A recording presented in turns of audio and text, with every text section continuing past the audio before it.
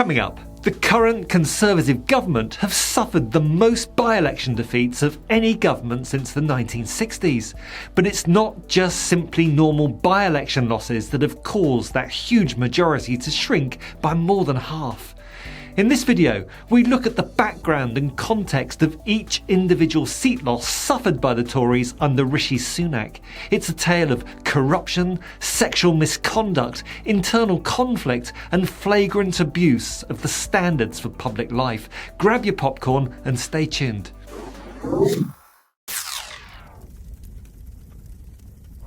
The shock defection of Dover MP Natalie Elphicke to Labour meant that under Rishi Sunak's premiership, his working majority has now slumped from 66 when he took over to only 38 today. One defection to the Tories from the SNP, but then 15 seats moving from the government to the opposition benches. Almost one every month during the whole Sunak era, one of the most dramatic reductions of a working majority in the history of British politics.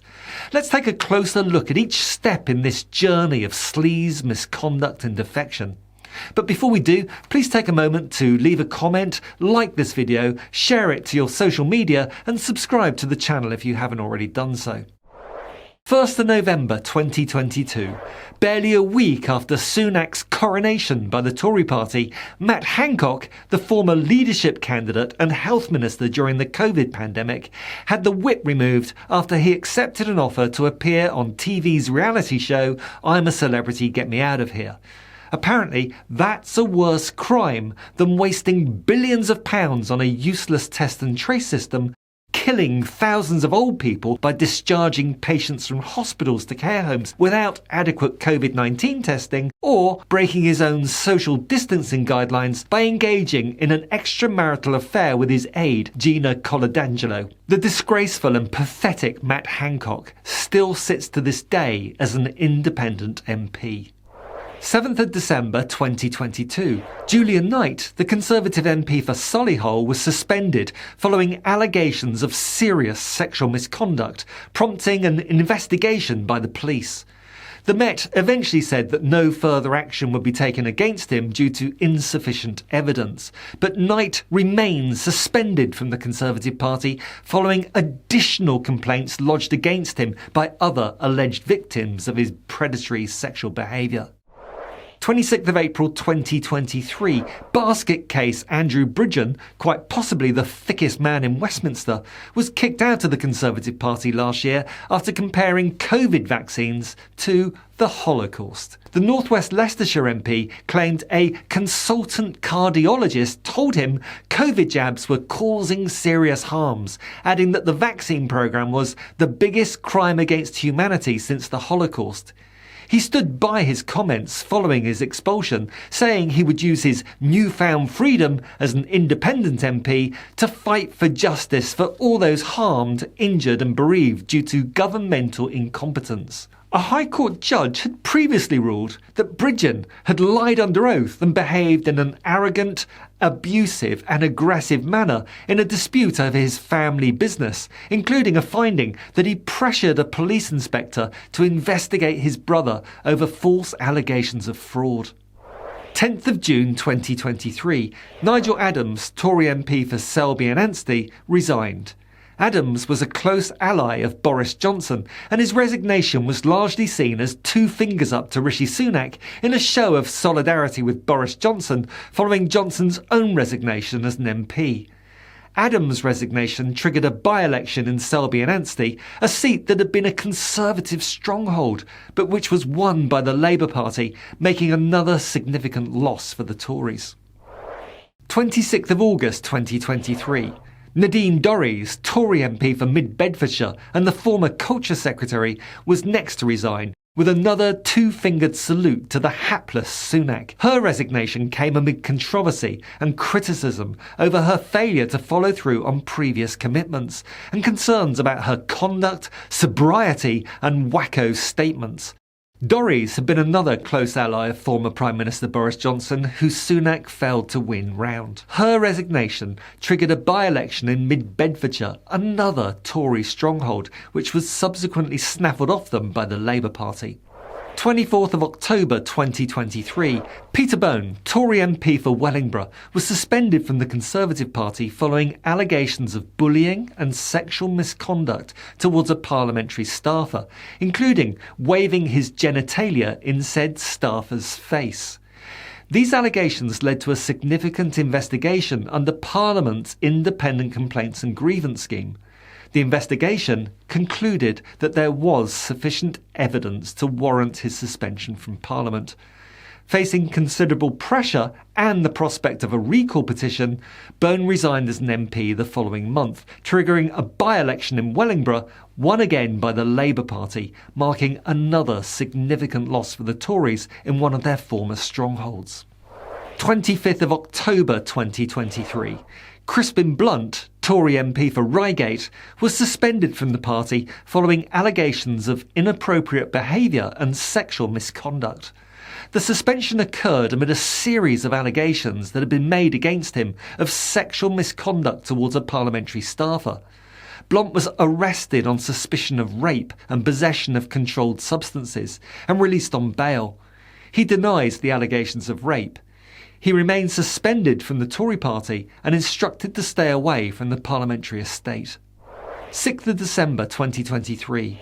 Bob Stewart, the Conservative MP for Beckenham, was suspended from the party following his conviction for a racially aggravated public order offence.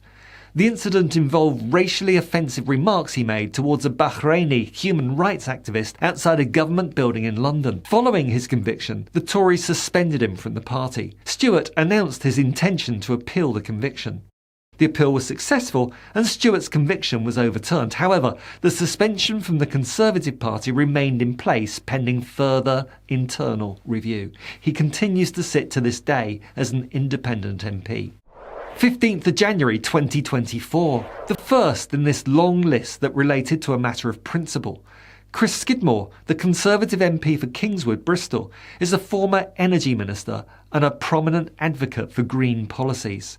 He resigned in protest against opportunist vote-chasing Prime Minister Rishi Sunak's rollback of the UK's international climate commitments.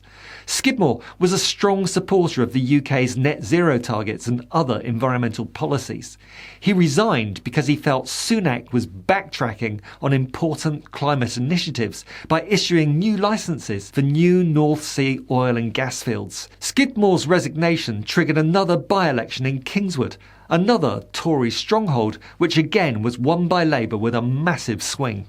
11th of March 2024. And now back to the perverts and idiots. This is just my own personal opinion, is that these people who have to live somewhere, let's have them in a tent in the middle of a field, 6 o'clock every morning, let's have them up, let's have them in the fields, picking potatoes or any current seasonable vegetables, back in the tent, cold shower, lights out, 6 o'clock, the same the next day. First up, 30p Lee Anderson, famous for lying to and trying to mislead a Daily Mail reporter about a so-called random constituent that he had doorstepped, but who was actually a close friend of Anderson's. Just make out you don't make out you know who I am.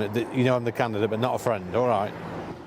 Hiya. Oh, yeah. I'm Lee Anderson, your parliamentary candidate for the Conservative Party. How you doing? I recognise you. It's Steve, isn't it? Yeah, I recognise you. How you doing, mate? All right. Yes, I'm just doing a bit of last-minute campaigning. Are you going to be voting on December the 12th? And do you mind me asking which way you're going to go this time? Well, I'm going with you.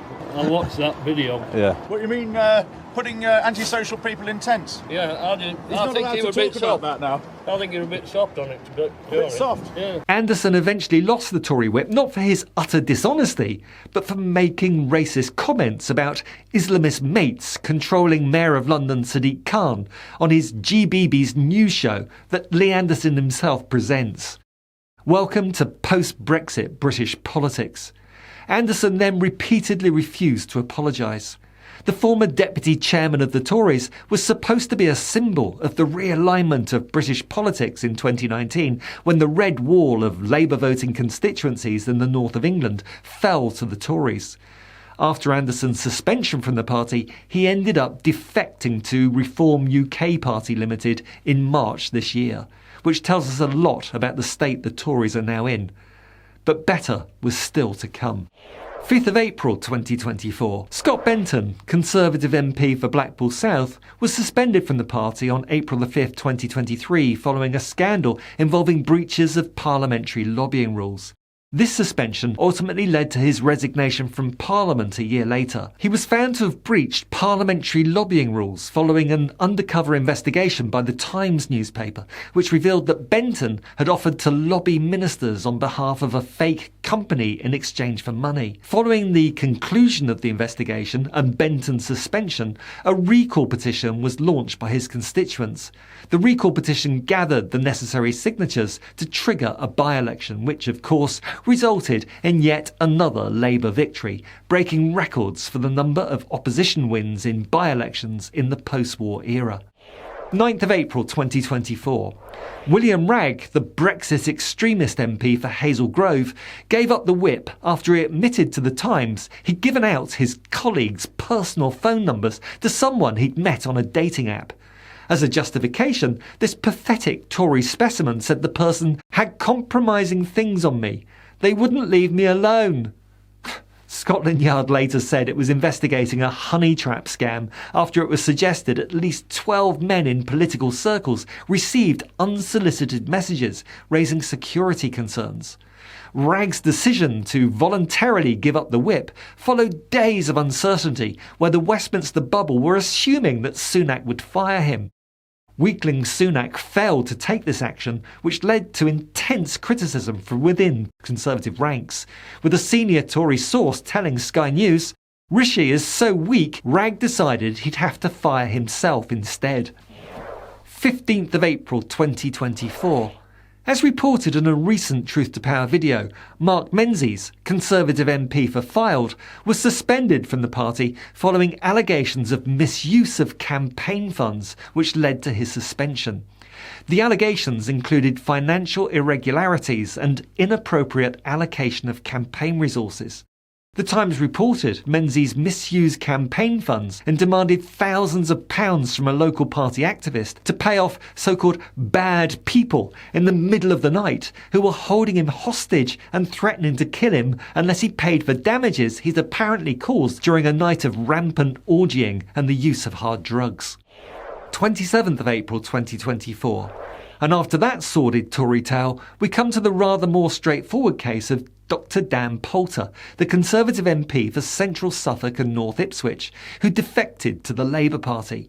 This was the second defection from Tory to Labour since the 2019 election. Poulter cited the Conservative Party's neglect of the National Health Service and its drift towards the hard right as his reasons for leaving the party.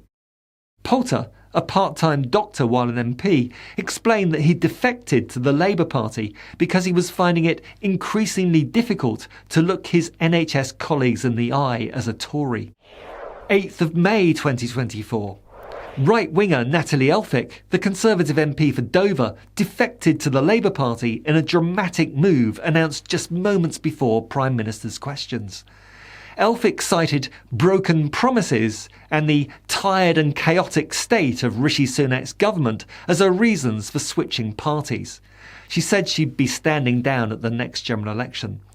She criticised the Conservative Party for becoming a byword for incompetence and division and expressed her disillusionment with the party's direction under Sunak's leadership. A number of other Tory MPs are currently rumoured to be considering joining Elphicke, Poulter and Christian Wakefield on the Labour benches. Elphicke's acceptance by Starmer has led to criticisms from some in the Parliamentary Labour Party, not least because Elphicke defended her husband, her predecessor as Tory MP in that Dover seat, who was convicted of sex offences and had to resign as an MP. During her defence of her husband, she attacked her husband's victims, which her new colleagues have now forced her to apologise for. Now, whatever your view on the Labour Party accepting such a rabid anti-immigration right-winger, it has to be said the optics for a largely non-politically engaged electorate of a right-wing Tory defecting to Labour does send a strong message about their electability to Tory voters thinking of switching to Labour. On the other hand, a party that accepts anyone into their ranks could be seen as standing for nothing.